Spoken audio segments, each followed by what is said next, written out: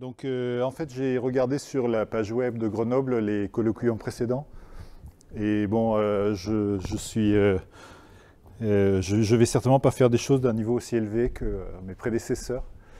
Euh, mais bon, c'est en fait, ce sont la plupart des choses que je vais raconter sont des choses bien connues. C'est juste le but étant d'expliquer un petit peu. Donc, comme est indiqué dans le titre, la théorie quantique des champs en espace-temps courbe. Et donc, effectivement, à partir de la semaine prochaine, je ferai un cours en essayant d'être élémentaire, assez simple, c'est-à-dire dès qu'on parle théorie quantique des champs, souvent les mathématiciens, en particulier les analystes, ils sont saisis d'attaques de panique parce qu'ils pensent à toutes ces histoires de renormalisation et puis de diviser par l'infini et des choses comme ça. Il n'y a pratiquement rien de ça dans cette théorie.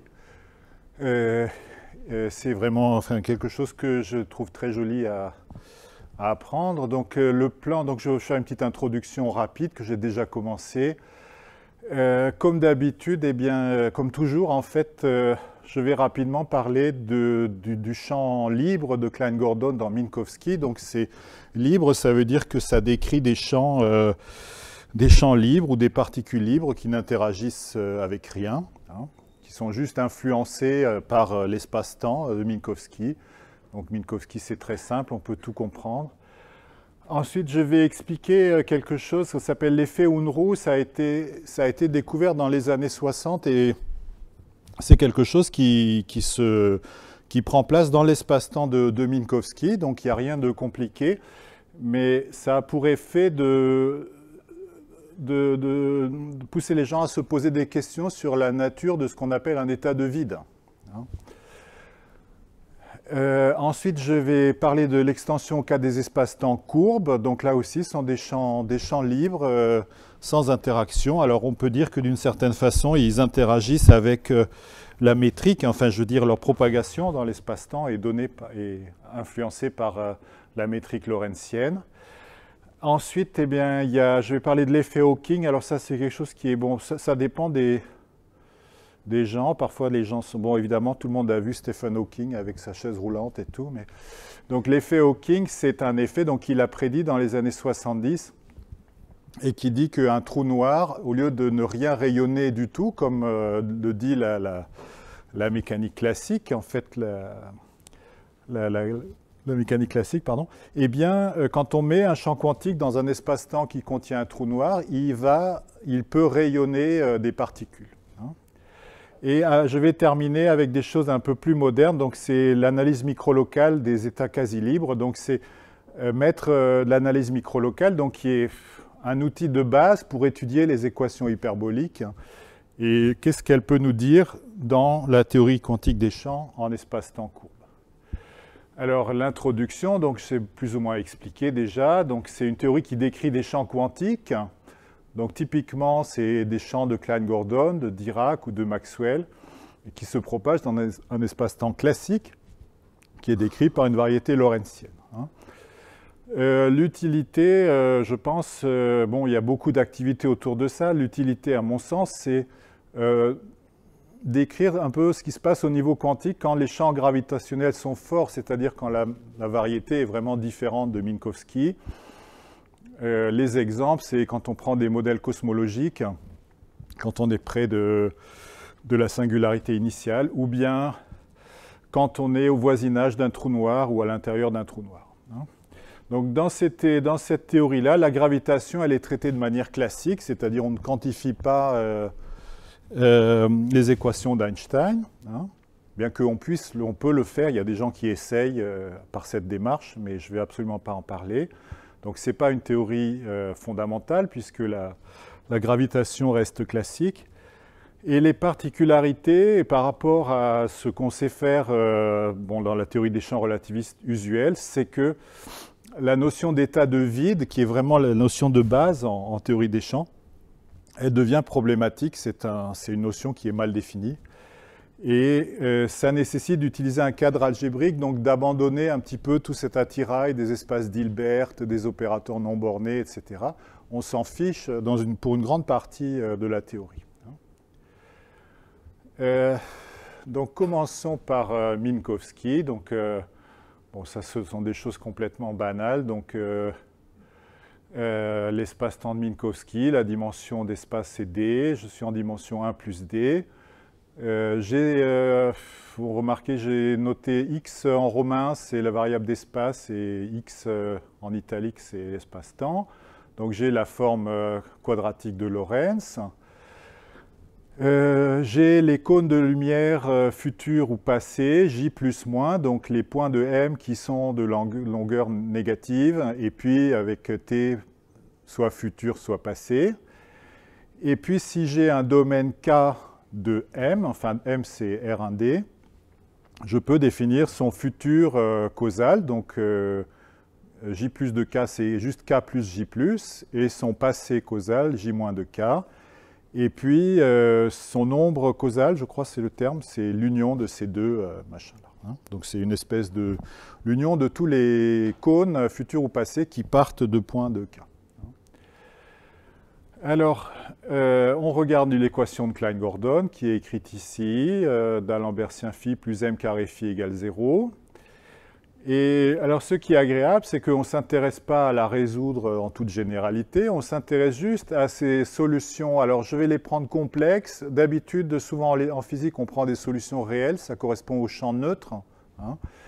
Mais si par la suite, vous voulez faire de l'analyse microlocale, utiliser la transformée de Fourier, c'est complètement stupide de se restreindre aux solutions, aux fonctions réelles. Hein. Donc, on prend des solutions complexes, c'est infini, et qui sont compactes en espace, donc ça veut dire que l'intersection de leur support avec n'importe quelle surface T égale constante, c'est compact. Hein. Donc vous voyez que, bon, par le principe de Huygens, ce sont des solutions qui sont supportées en fait dans un J de K, comme ça, dans une sorte de double cône. Comme ça, hein. Alors le point important, qui, bon, enfin, vraiment fondamental, c'est que ces solutions, l'ensemble de ces solutions, c'est un espace symplectique complexe, c'est-à-dire je peux le munir d'une forme sesquilinéaire anti-hermitienne, qui est non dégénérée, qui est comme ça, donc phi1 bar sigma phi2, j'intègre sur t égale t0, dt phi1 fois phi2, dt phi1 bar phi2 moins phi1 bar dt phi2. Et cette quantité est indépendante de T0. Hein. Si vous utilisez l'équation, vous voyez que je trouve la même chose si j'intègre en T0 ou en un autre temps T1. Hein. Donc je prends cet espace-là et ça me fournit un espace symplectique complexe, bon, qui est un espace de phase, en fait, espace de phase classique. Hein. Si je veux avoir un espace de phase, un espace symplectique usuel, eh bien, j'oublie que la structure complexe et je remplace sigma par sa partie réelle. D'accord ? Et là, j'ai un espace symplectique habituel, un espace vectoriel réel. Quel est le résultat de base dont on a besoin? C'est que, alors évidemment, cette équation homogène, on sait qu'elle a plein de solutions. Donc, si je veux résoudre avec un second membre, PU égale V, il faut que je rajoute des conditions sur le support de la solution. Hein. Donc essentiellement, je peux résoudre, disons, d'Alembertien plus m carré U égale V de manière unique si je rajoute des conditions qui me disent que le support de U est dans le futur du support de V ou dans le passé du support de V. D'accord ? Sinon, je peux toujours rajouter une solution de l'équation homogène et je n'aurai pas unicité. Hein.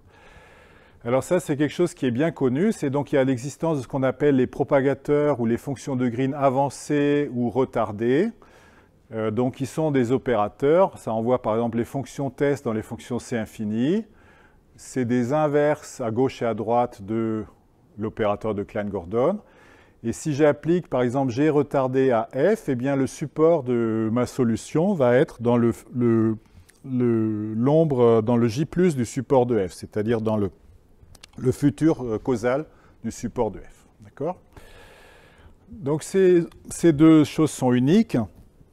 Si vous utilisez aussi que d'Alembertien plus m carré, c'est auto-adjoint pour le produit scalaire stupide sur Minkowski, hein, eh bien vous voyez que ces deux opérateurs sont adjoints l'un de l'autre. Et donc si je fais la différence, on appelle ça parfois la distribution de Paulier-Jordan ou bien le propagateur causal, eh bien, c'est un opérateur qui est anti-auto-adjoint. D'accord ? Et vous voyez que ça me donne l'idée que je peux l'utiliser pour faire une forme symplectique complexe. Hein. Alors, c'est presque le cas, sauf qu'elle ne va pas être dégénérée, parce que vous voyez que, par exemple, cet opérateur G, il a un noyau, parce que si je l'applique à... vous voyez que G composé avec d'Alembertien plus M carré, ça fait 0, c'est l'identité moins l'identité. Hein, la différence de deux solutions fondamentales. Donc ça a un noyau qui contient certainement cet espace-là, donc les images des fonctions test par l'opérateur. En fait, on peut montrer qu'il est égal à cet espace-là. Vous voyez aussi que, évidemment, si je fais G retardé F moins G avancé F, je trouve une solution, parce que j'applique P, je trouve F moins F. Donc, l'image de G, c'est inclus dans les solutions space compact. En fait, c'est toutes les solutions space compact.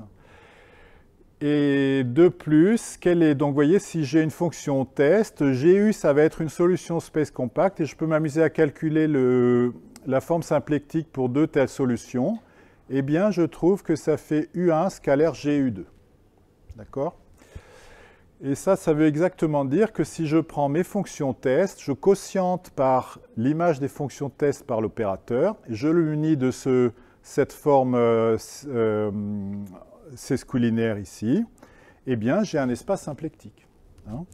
Et la deuxième ligne me dit que G est un isomorphisme symplectique entre cet espace-là et l'espace des solutions. D'accord ? Alors, c'est cet espace-là qui est utile parce que vous voyez, par exemple, que si U1 et U2 ont des supports qui sont causalement disjoints, eh bien, U1 scalaire GU2, ça va faire 0, parce que le support de GU2, c'est dans l'ombre causale du support de U2, ça ne rencontre jamais le support de U1. D'accord ? Et ça va s'interpréter par la suite en disant que les champs quantiques phi de U1 et phi de U2 commutent. Donc, des observables qui sont dans des régions causalement disjointes doivent commuter. Hein, ça, c'est la causalité. Donc, faut que j'arrive. Quelle heure est-il ? Non, ça va, je ne sais pas. Maintenant, on veut quantifier ça. Alors, quantifier ça, c'est extrêmement simple. On va faire ça de manière complètement abstraite. Donc, à chaque fonction test, on associe ce que j'ai appelé des opérateurs ou des champs quantiques que j'appelle psi de U et psi étoile de U. Donc, bon, on peut y penser comme des opérateurs non bornés sur un espace d'Hilbert, mais c'est beaucoup mieux d'y penser comme des lettres sur le tableau. Des symboles qui aident à calculer. Hein? Et donc, je vais définir une algèbre par générateur et relation. Donc, en fait, ces générateurs, ça va être ces lettres-là, ces symboles. Les relations, ça consiste à dire que U donne psi étoile de U, c'est linéaire. U donne psi de U est antilinéaire. Donc, ça, ce sont des relations, en fait, sur une algèbre. Je vais rajouter ce qu'on appelle les relations de commutation canonique. Donc, deux champs psi commutent, deux champs psi étoile commutent. Le commutateur d'un champ psi avec un psi étoile, c'est I fois U1 GU2 fois l'identité. Et puis, psi étoile de U, c'est l'adjoint de psi de U. Donc, pour ceux qui connaissent les opérateurs de création-annihilation, c'est tout à fait semblable, sauf que dans les opérateurs de création-annihilation, ici, j'ai un produit scalaire positif. Alors que là, j'ai une forme sesquilinéaire hermitienne qui n'est pas positive. Hein. Donc, ce n'est pas des opérateurs de création-annihilation. Donc, je prends l'algèbre formelle engendrée par ces objets-là. Donc, on peut donner une définition, c'est bien connu, mais on s'en fiche complètement. Il suffit de penser à des expressions polynomiales dans ces symboles. Et on peut l'appeler CCR de Kg pour Klein-Gordon. Donc, ça s'interprète comme l'algèbre des observables quantiques d'un champ de Klein-Gordon. Et la localité, c'est ce que je disais tout à l'heure, si support de U1, support de U2 sont causalement disjoints, eh bien, des champs psi ou psi étoile de U1 ou de U2 doivent commuter. D'accord ? Si on veut faire le lien avec ce qu'écrivent les physiciens, eh bien, c'est très simple. À cause de l'antilinéarité, je peux écrire formellement psi de U comme l'intégrale sur Minkowski de quelque chose que j'appelle psi de x fois u bar de x, où je me fiche du sens de cette intégrale. Comme c'est l'application u donne psi de u doit passer au quotient par ce sous-espace, eh bien ça me dit que cet objet psi de x, il doit faire 0 si je l'applique à un box plus m carré de u, c'est-à-dire que box plus m carré psi de x égale 0. D'accord ? Et ça, ce sont ce que les physiciens appellent les solutions à valeur opérateur de l'équation de Klein-Gordon. D'accord ? Maintenant, là, on a juste des symboles, des opérateurs qui ne sont pas réalisés sur un espace d'Hilbert. Ils sont complètement abstraits. Alors, comment est-ce qu'on introduit des espaces d'Hilbert? Eh bien, en fait, ce qu'on fait, c'est qu'on va introduire des états. Donc, un état sur une star algèbre, c'est tout bêtement une forme linéaire sur cette star algèbre qui est normalisée. Donc, si je l'applique à l'identité, je dois trouver 1. Et positif, c'est-à-dire si je l'applique à A étoile A, je dois trouver un résultat positif. D'accord ? Alors c'est tout à fait naturel dans ce cadre-là. Donc il y a évidemment plein d'états sur cette algèbre. Ceux qui sont les plus simples dans ce contexte, c'est ce qu'on appelle les états quasi-libres. Et on peut les voir comme des analogues des mesures gaussiennes. D'accord ? Donc mesure gaussienne, on sait bien que si c'est une machine à intégrer les polynômes, et si je sais intégrer xi fois xj, ben j'ai une formule qui me dit quelle est l'intégrale de n'importe quel polynôme contre cette mesure. C'est exactement pareil pour les états quasi-libres. Donc, quelle est la définition? Donc, on dit que je l'applique à un produit de psi étoile fois un produit de psi. Ça suffit pour savoir comment oméga s'applique à n'importe quel élément de l'algèbre. Si je n'ai pas autant de psi étoile que de psi, ça va faire 0. Si j'ai autant de psi étoile que de psi, eh bien, ça va être donné par cette formule ici. Je fais la somme sur les partitions, sur toutes les permutations, pardon. Oméga de psi étoile de i, psi de v, sigma i. Et donc, vous voyez qu'il suffit de connaître l'action de oméga, de l'état, sur un psi étoile psi. Ça me donne l'action sur tous les polynômes. Et on introduit comme ça ce qu'on appelle les fonctions à 2 points. Alors, c'est naturel d'en considérer 2. Donc, qu'est-ce que c'est que oméga de psi étoile de v, psi de u? Ben, ça, c'est une forme sesquilinéaire u scalaire lambda moins v. Et aussi oméga de psi de u, psi étoile de v. Ça, c'est u scalaire lambda plus v. Et vous voyez qu'à cause des relations de commutation, si je fais la différence entre lambda plus et lambda moins, je dois trouver i fois g. D'accord? Et aussi, la positivité, c'est que lambda plus moins sont positifs. D'accord? Donc, comme on est dans le cas complexe, finalement, il y a 2 covariances, lambda plus et lambda moins. D'accord? Et inversement, si on a une paire de formes sesquilinéaires qui vérifient ces 2 conditions, ça me définit un état quasi-libre. Alors, on peut voir l'état de vide dans Minkowski de cette façon-là. Donc, c'est un état quasi-libre. Donc, la plupart des états quasi-libres n'ont pas d'intérêt physique. Il y en a plein, l'immense majorité ne servent à rien. Le plus important, c'est l'état de vide. Alors, comment est-ce qu'il est caractérisé? Donc, il doit être invariant par l'action du groupe de Poincaré. Donc, invariant par les translations, c'est-à-dire ses covariances sont invariantes par les translations et puis le groupe de Lorentz restreint. L'invariance par translation me dit que si je regarde U scalaire lambda plus moins V, eh bien, je peux l'écrire avec un noyau comme ça. Disons un noyau de distribution. Et la condition qui sélectionne l'état de vide, c'est de demander que si je prends la transformée de Fourier de lambda plus, ça va être supporté dans taux positif, et la transformée de Fourier de lambda moins est supportée dans taux négatif. D'accord? C'est la positivité de l'énergie. Et concrètement, vous avez cette formule pour les lambda plus moins, où vous reconnaissez epsilon de k, c'est k2 plus m2 puissance 1,5, c'est l'énergie d'une particule relativiste de masse m. D'accord? Donc vous voyez arriver les particules dans l'état de vide ici.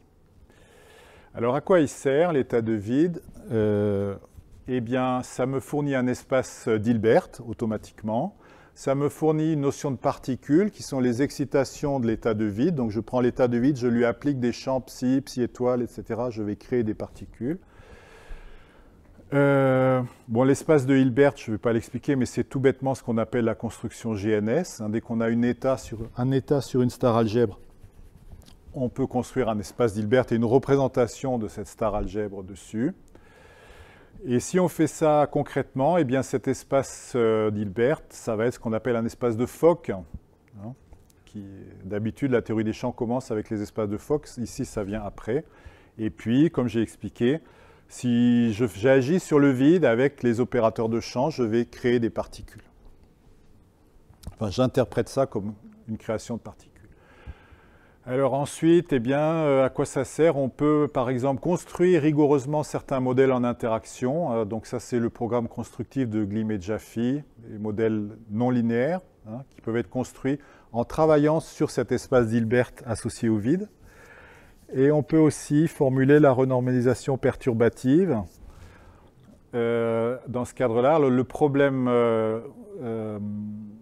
comment dire, un problème joué, un peu essentiel, c'est donner un sens à l'expression phi carré de x. Donc ça, c'est un problème de multiplication des distributions, on va dire.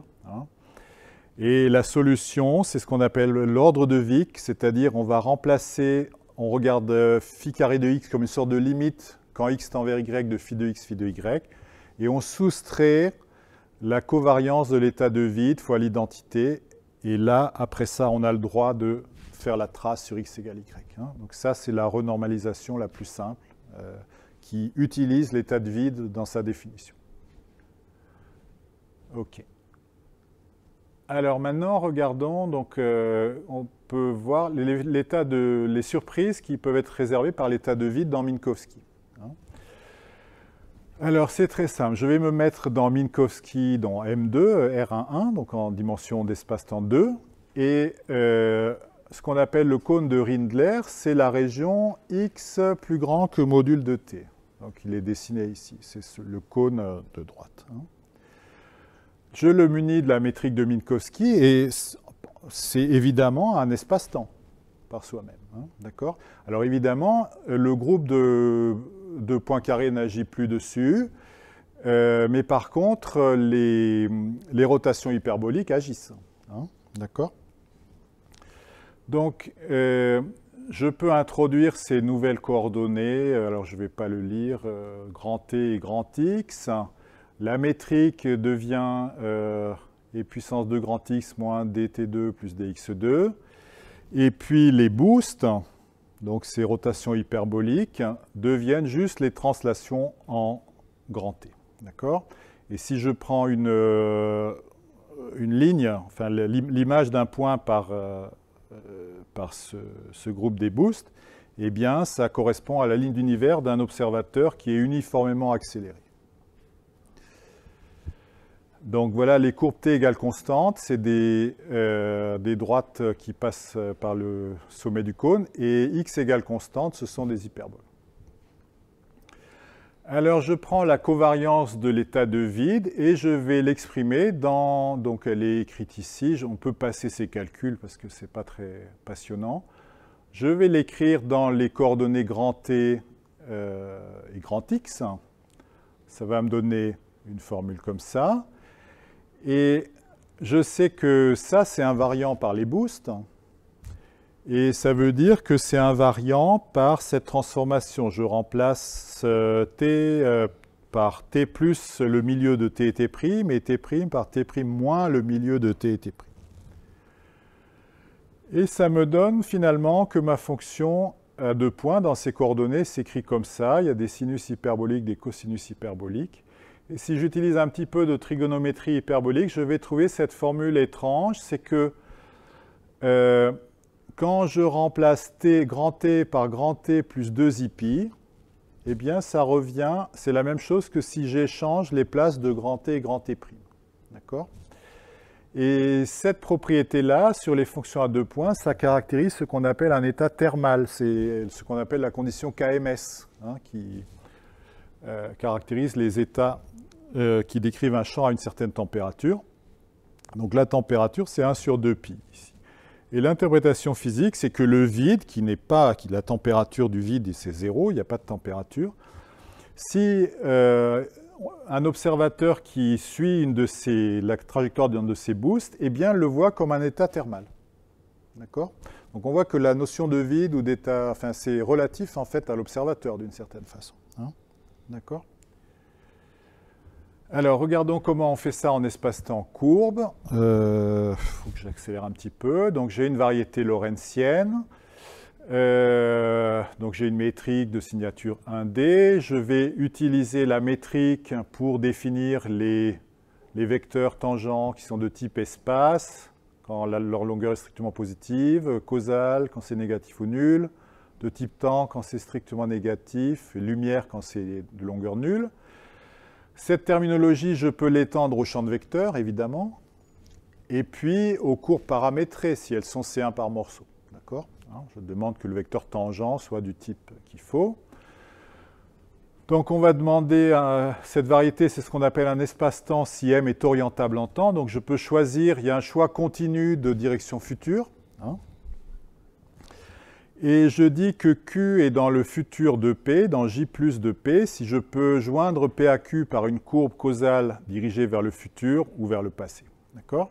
Donc c'est l'analogue de CJ plus moins dans le cas de Minkowski. Les J plus moins de K pour n'importe quel ensemble. Et j'ai la notion de ce qu'on appelle une surface de Cauchy. Donc c'est une partie de M qui est coupée une et une seule fois par n'importe quelle courbe causale qui est inextensible. Donc que je ne peux pas prolonger plus loin. Je ne peux pas prendre un morceau d'une courbe causale et décréter qu'elle ne coupe pas la surface de Cauchy. Donc les bons espaces-temps, c'est ceux qui sont globalement hyperboliques, donc c'est ceux qui admettent une hypersurface de Cauchy. Alors il y a des conditions équivalentes, j'en ai écrite une ici.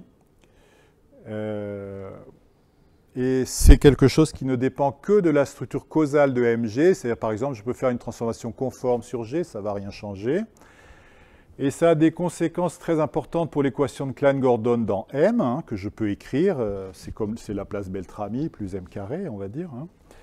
Le problème de Cauchy est bien posé. Donc, en fait, il existe des surfaces de Cauchy qui sont des hypersurfaces lisses, pas seulement des ensembles fermés. Hein.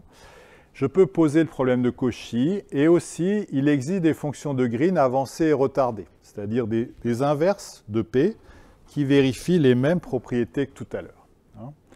Donc ici, j'ai dessiné deux exemples d'espace-temps non globalement hyperboliques. Si je prends le cercle en T croix R en X, ce n'est pas globalement hyperbolique. Et évidemment, il y a plein de courbes causales fermées, mais vous pouvez voir que J plus moins de P, c'est toute la variété. Si je prends une bande, donc si vous voyez évidemment, si je résous l'équation de Klein-Gordon là-dessus, ben, j'ai des problèmes de recollement. Si je prends une bande en T, RT croix une bande en X, et bien là, vous voyez ici, et je prends P et Q, J plus de P inter J moins de Q, ce n'est pas compact. Hein. Et là, évidemment, si je résous l'équation de Klein-Gordon, il faut que je mette des conditions aux limites, aux deux extrémités. Alors c'est exactement pareil. Donc voilà mon opérateur de Klein-Gordon. Je prends les solutions C infini compactes en espace, comme tout à l'heure. Donc le support, ça va être inclus dans un J de K, pour un K compact. Et puis je peux munir l'espace des solutions d'une forme symplectique. C'est exactement pareil. Je vais remplacer ce qui était dt tout à l'heure par n mu d mu. Donc n mu, c'est le vecteur normal futur. Et puis dsg, c'est la forme, la densité induite par la forme volume sur sigma. Hein. Donc c'est un espace symplectique. J'ai des fonctions de Green avancées et retardées, exactement pareil. Donc en fait ça c'est loin d'être facile, c'est un résultat de Leray des années 50. Hein.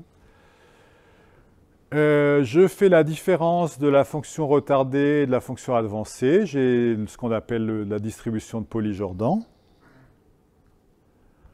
On peut montrer tous les mêmes résultats que dans le cas de Minkowski sont vrais, ici. Hein. Donc j'ai mon espace symplectique, j'ai deux versions, deux espaces symplectiques qui sont isomorphes, soit les solutions space compact de Klein-Gordon, soit les fonctions test quotientées par leur image par P, muni de G. Alors je fais pareil, je peux construire la star algèbre CCR de Klein-Gordon. Je peux construire des états quasi libres dessus, ça ne change rien. Donc j'ai des formes, les covariances, c'est des formes sesquilinéaires qui passent au quotient par l'image de C0 infini. Bon, comme c'est sympathique d'utiliser le langage des distributions, je vais demander que ces lambda plus moins soient continus pour la topologie de C0 infini. Donc ils ont des noyaux de Schwartz. Hein. Ils ont des noyaux de Schwartz, des primes ceux qui sont dans des primes de M croix M. Qu'est-ce que je vais avoir?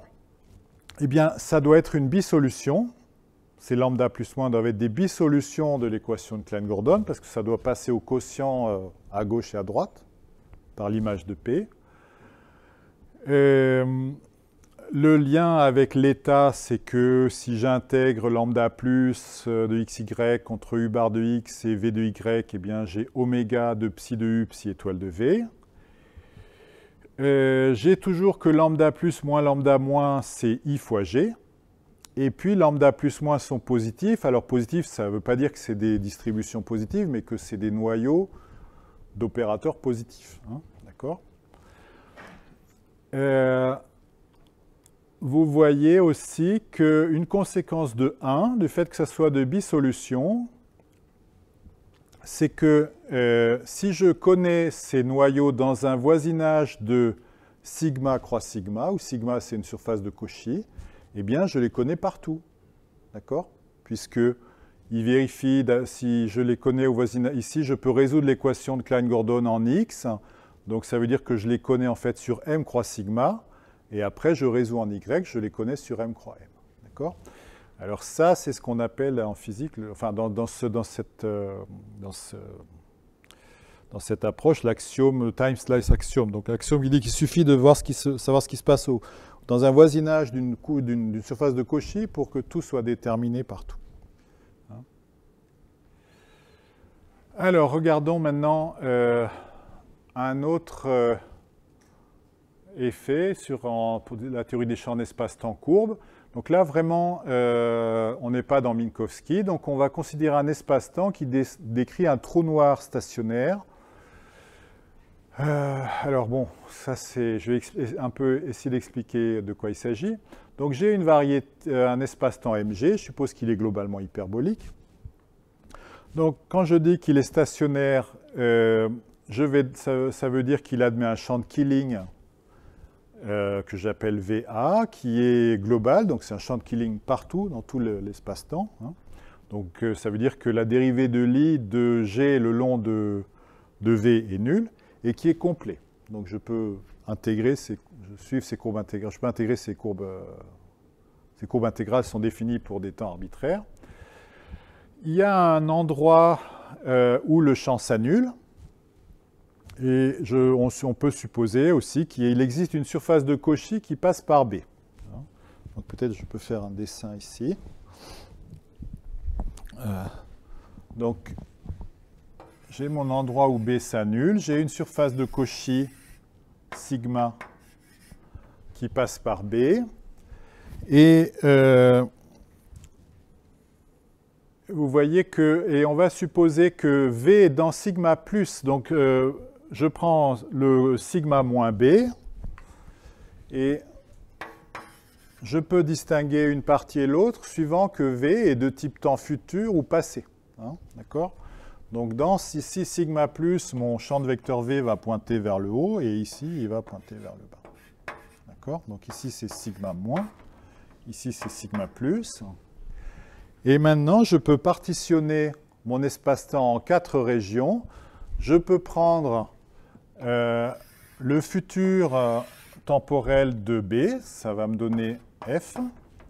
Je peux prendre le passé temporel de B, ça me donne P. Et ici, j'ai ce qu'on appelle M+, et M-. Alors, qu'est-ce que c'est en fait? Donc, c'est une notion que je n'ai pas définie. Je l'écris et puis j'explique. M+-, c'est D de sigma plus moins. Donc, qu'est-ce que c'est que D d'un ensemble? C'est les points tels que toute courbe de type temps en passant par ce point finit par couper sigma plus. Donc, tout ce qui se passe pour une équation de type équation des ondes, tout ce qui se passe dans M+, est entièrement déterminé par ce qui se passe dans sigma plus. D'accord? Donc, j'ai mes 4 régions comme ça. Elles sont dessinées ici. Là, je vous ai dessiné le champ de vecteurs. Alors, typiquement, ici, il va être de type temps futur, ici, de type temps passé. Ici, dans F et dans P, il est de type espace. D'accord?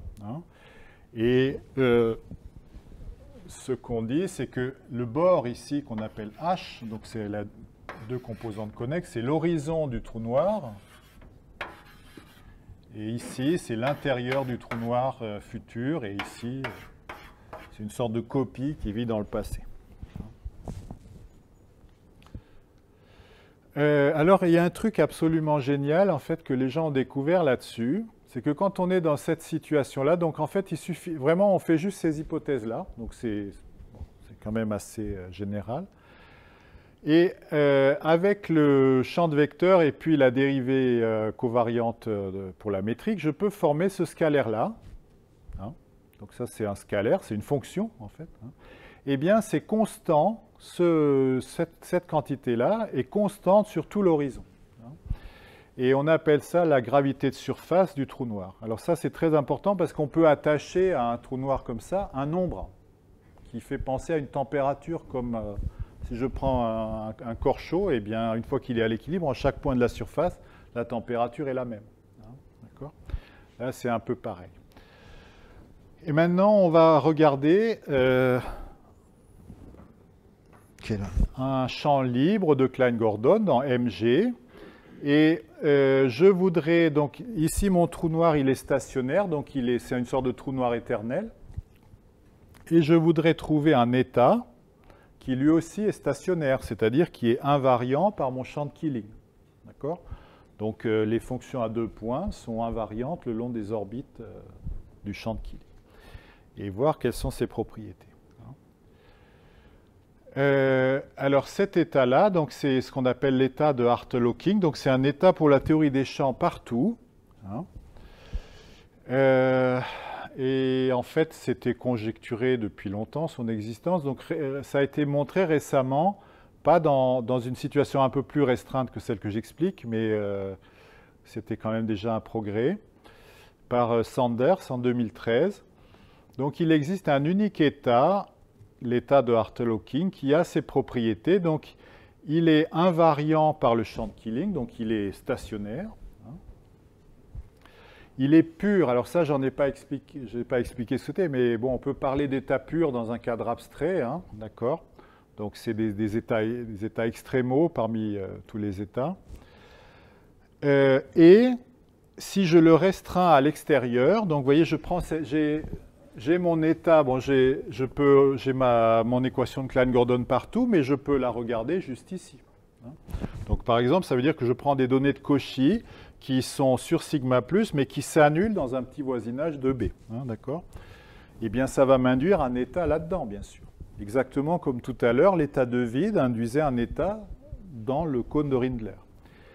Eh bien, cet état-là, c'est un état thermal, donc à une certaine température, pour le groupe d'isométrie engendré par le champ de Killing. Et la température n'est pas n'importe quoi. Tout à l'heure, la température, on pouvait la choisir en choisissant le groupe des boosts. Mais ici, ça doit être ce qu'on appelle la température de Hawking, qui est la gravité de surface divisée par 2π. Et ça, c'est vraiment un très joli résultat. Et on apprend beaucoup de choses quand on essaie de comprendre la démonstration, en fait. Donc, ça veut dire qu'il y a un état qui vit partout, et un observateur qui suit les orbites du champ de Killing, donc qui ne voit rien changer, en fait, pour lequel l'espace-temps est stationnaire et éternel, qui est à l'extérieur, il va voir un état thermal. D'accord ? Donc, vous voyez, c'est un petit peu bizarre, parce que dans tout l'espace, l'état est pur, mais à l'extérieur, c'est un état thermal, qui est un état mélangé. D'accord ? Et donc ça, on peut le voir comme une des justifications de la notion de température des trous noirs, ce dont j'avais parlé tout à l'heure, hein, l'effet Hawking. Donc les trous noirs ont une température et puis ils rayonnent à l'extérieur avec cet état thermal. Alors après, on peut imaginer que les trous noirs s'évaporent et il y a des problèmes un petit peu dont je ne vais pas parler parce que ce n'est pas très intéressant. Alors combien de temps il me reste? Moi, c'était après un quart d'heure. Ça, j'ai 1 heure, hein, c'est ça? Ou 50 minutes? 1 heure. Ouais. Parfait. Alors, maintenant, on revient un petit peu, une fois que j'ai montré donc, ces espèces de surprises, on va dire. Donc, on revient à la notion d'état de vide. Donc, on peut se poser la question, sur quels espaces-temps je peux définir une notion naturelle d'état de vide, hein, d'accord? Alors, la réponse, elle est assez simple et un peu décevante. C'est uniquement uniquement ce qu'on appelle les espaces-temps stationnaires. Donc, qu'est-ce que ça veut dire? Ce sont des espaces-temps qui ont un champ de Killing global, complet, mais de type temps, partout. D'accord, hein? Tout à l'heure, ce champ de Killing n'était pas de type temps partout. C'est pour ça que c'est plus intéressant. D'accord, hein? Puisque pour parler d'état de vide, il faut que j'ai un groupe d'isométrie, et ce groupe d'isométrie doit être des isométries de type temps pour pouvoir... Donc, j'ai besoin de dire que l'état est invariant par ce groupe d'isométrie. Donc, il n'y a que cela, hein. Et évidemment, beaucoup d'espaces-temps de relativité générale ne sont pas stationnaires. L'exemple typique, c'est l'espace-temps de Kerr, qui décrit un trou noir en rotation. Hein, d'accord ? Même la région extérieure n'est pas stationnaire, dans ce sens-là. Hein. Alors, les physiciens ont trouvé des substituts pour les états de vide. Donc, ça, c'est des choses dont je compte parler dans mon cours, au moins à la fin. Donc, c'est ce qu'on appelle les états de Hadamard. Alors, le nom Hadamard, ça vient... Bon, évidemment, tout le monde connaît Hadamard. Mais Hadamard a travaillé sur l'équation des ondes, et en particulier sur des paramétrix pour l'équation des ondes. Et il y a la construction de paramétrix de Hadamard qui sert là-dedans. Donc, c'est pour ça que ça s'appelle les états de Hadamard. Alors, comment ils sont décrits? En fait, ils sont caractérisés par la singularité de leur fonction à 2 points près de la diagonale. D'accord? Donc, ce qu'on appelle la condition de Hadamard, dont je ne vais pas parler. Localement, ils ressemblent à un état de vide. Si on se met très près d'un point, et puis on linéarise tout au voisinage de ce point, on a un état de vide on aurait un état de vide. Et ce qui est aussi utile, c'est que alors pourquoi ils sont utiles? Parce que il y a ce tenseur d'énergie-impulsion du champ. Donc quand vous avez une solution de Klein-Gordon, vous pouvez lui associer son tenseur d'énergie-impulsion. Vous vous souvenez, tout à l'heure, j'avais écrit phi carré de x. Donc c'est une expression plus compliquée, mais qui est aussi quadratique dans phi. Hein. C'est des sommes de produits de dérivés de phi, mais au même point. Eh bien, il se trouve que dans un état de Hadamard, comme ça, eh bien, je peux le renormaliser. C'est-à-dire la procédure qui marchait tout à l'heure pour l'état de vide, je ne vais pas expliquer pourquoi, elle marche aussi. Hein, d'accord ? Alors, toute cette théorie, c'était dans un état vraiment très vague jusque il y a une vingtaine d'années, on va dire. Bon, parce que dans la littérature physique, la différence entre une série convergente et une série asymptotique, c'était pas très clair. Enfin bon. Non, mais c'était des choses... Bon, après ça, c'est facile à réparer, bien sûr. Mais Radzikowski, donc c'était un étudiant de Whiteman, il a eu l'idée de donner une définition des états de Hadamard à l'aide du front d'onde, de la notion de front d'onde de distribution. D'accord ? Donc, je ne sais pas si tout le monde est familier avec la notion de front d'onde. Donc, ça, c'est vraiment les bases de l'analyse microlocale orthodoxe des années 60-70. Hein. Donc, ça consiste à décrire les singularités d'une distribution, non pas dans l'espace, mais dans l'espace cotangent, à la fois en position et en moment. Ce n'est pas très compliqué. Donc, je prends une distribution U. Je vais dire qu'un point x0, xi0, qui est dans le cotangent, n'appartient pas au front d'onde de U, si on a la propriété suivante. Donc, je peux trouver une fonction, je prends ma distribution U, je commence par la multiplier par une fonction de troncature qui vaut 1 près de x0. Comme ça, elle devient un support compact. Je peux prendre sa transformée de Fourier. et je demande qu'elle soit à décroissance rapide dans un voisinage conique de xi0. D'accord? Donc je localise d'abord au voisinage de xo0 et après en Fourier, je localise dans un voisinage conique de xi0. D'accord? Donc on peut montrer que ça se transforme de manière covariante par difféomorphisme, donc c'est pour ça que j'ai le droit de dire que c'est dans T étoile Rn. Et ça me permet de définir naturellement le front d'onde d'une distribution sur une variété, en utilisant les difféomorphismes de Cartes. Et donc c'est la bonne façon de lire les singularités d'une distribution. Et alors c'est très utile quand on fait des équations aux dérivées partielles. Donc par exemple, quand je prends un opérateur différentiel de degré m sur une variété, je peux définir son symbole principal, qui est covariant. Donc c'est une fonction sur t étoile m qui est homogène de degré m. Et l'ensemble de ces zéros, donc c'est un ensemble conique de t étoile m qu'on appelle la variété caractéristique. D'accord ? Alors il y a deux résultats de base là-dedans qui sont fondamentaux, qui sont tous les deux dus à Hörmander. C'est l'ellipticité microlocale. Donc si U est une distribution telle que PU et C infini, le front d'onde de U est inclus dans la variété caractéristique. Donc dans la couche d'énergie, si c'était dans Minkowski, ça serait inclus dans tau carré égale K carré. Et le deuxième, c'est la propagation des singularités, c'est-à-dire si P est un opérateur différentiel, PU et C infini, le symbole principal est réel, donc c'est le cas pour l'équation de Klein-Gordon, avec la différentielle qui est non nulle sur P-1 de 0. Eh bien, le front d'onde de U, c'est invariant par le flot hamiltonien de P. Donc, il y a le lien avec la mécanique classique. Le front d'onde de U, c'est une union de courbes intégrales du champ hamiltonien de P. D'accord ? Donc, ça, c'est les deux résultats de base, ellipticité microlocale et propagation des singularités. Maintenant, on va appliquer ça aux covariances d'un état. Donc, ce sont des distributions sur M croix M. Et puis, alors, il y a un petit truc qu'il faut faire. Donc, normalement, vous voyez, le front d'onde d'un objet comme ça, c'est dans T étoile M, croix T étoile M. Mais c'est utile de le considérer comme une relation, comme le graphe d'une relation de T étoile M dans T étoile M. Et j'aimerais bien que, si mon K, c'est le noyau de l'identité, son front d'onde, ça soit la relation de l'identité, ça soit la diagonale. Et pour faire ça, il faut que je lui mette un prime, c'est-à-dire il faut que je renverse le signe du moment entrant. D'accord ? Puisque quand j'ai delta de x moins y pour le... Donc je fais ça. Alors ce qu'il faut, j'ai encore 10 minutes, ça devrait aller. Donc je sais que maintenant j'applique ça à mon équation de Klein-Gordon. Donc en un point de M, j'ai les cônes de lumière futurs et passés, V plus moins de X, et j'ai leurs cônes du haut, d'accord,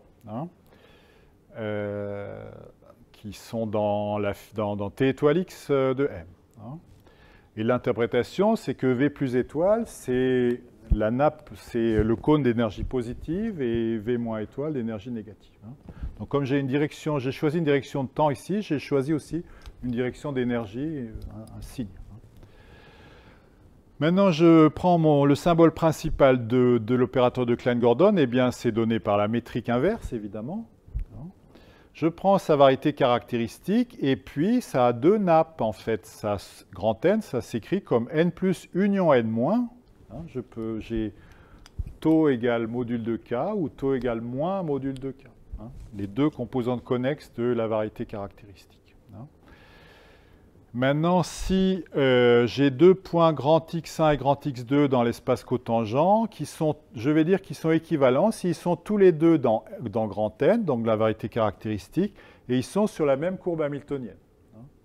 Donc ils sont évidemment, si l'un est dans N+, l'autre aussi, puisque c'est les deux composantes, sont des composantes connexes. Eh bien, alors qu'est-ce qu'on peut dire déjà bêtement sur les covariances d'un état quasi libre? Comme c'est une bisolution, vous voyez que leur front d'onde prime est inclus dans N croix N. Ça, c'est l'ellipticité microlocale qui me dit ça.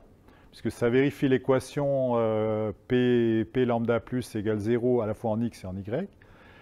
C'est invariant par le flow hamiltonien, séparément en x et en y. J'applique en x ou en y le théorème de Hörmander.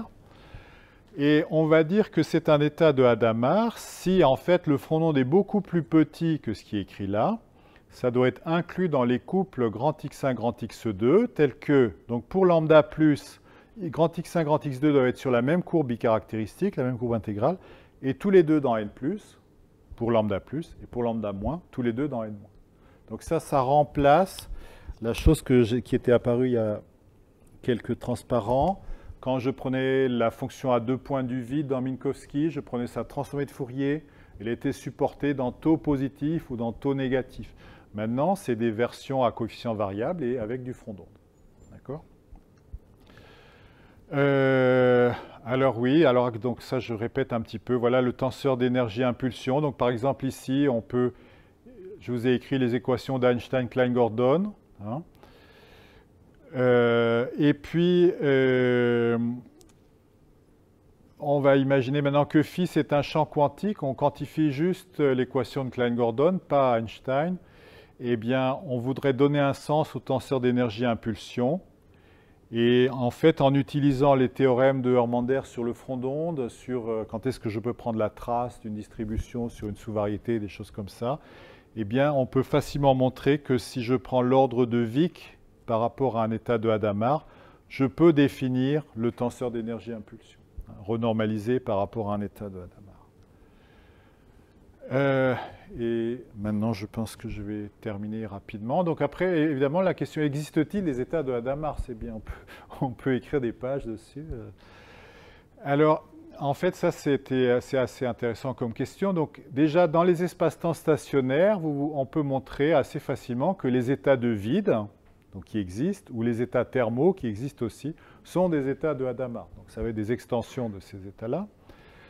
Il y a un argument de déformation qui repose en fait sur résoudre une sorte de problème de Cauchy qui permet de ramener un espace-temps général à un espace-temps stationnaire et qui montre que sur tout espace-temps globalement hyperbolique, il existe des états de Hadamard. Alors, il y a quelques années, avec Michal, on avait repris ces constructions parce que cet argument ne donne pratiquement aucune information sur à quoi ressemble cet état de Hadamard, à quoi ressemblent ces covariances. Hein. Et si on peut se réduire à une hypersurface de Cauchy, c'est-à-dire introduire une troisième version d'espace symplectique où on prend les traces des solutions sur une surface de Cauchy. Et là, les covariances, en fait, on peut les construire comme des matrices d'opérateurs pseudo-différentiels. Hein. Ça a l'avantage que la construction est plus explicite. Ça permet aussi de traiter des théories de jauge qui ne rentrent pas directement dans le cadre que j'ai expliqué. Donc, par exemple, des champs de Maxwell ou des champs de Yang-Mills linéarisés qu'on a pu traiter aussi par cette méthode. Et puis, bon, on a beaucoup travaillé depuis quelques années là-dessus, toujours essentiellement en se réduisant à une surface de Cauchy et en utilisant plus que simplement le front d'onde, mais un petit peu du calcul pseudo-différentiel. Et j'ai terminé. Je vous remercie pour votre attention.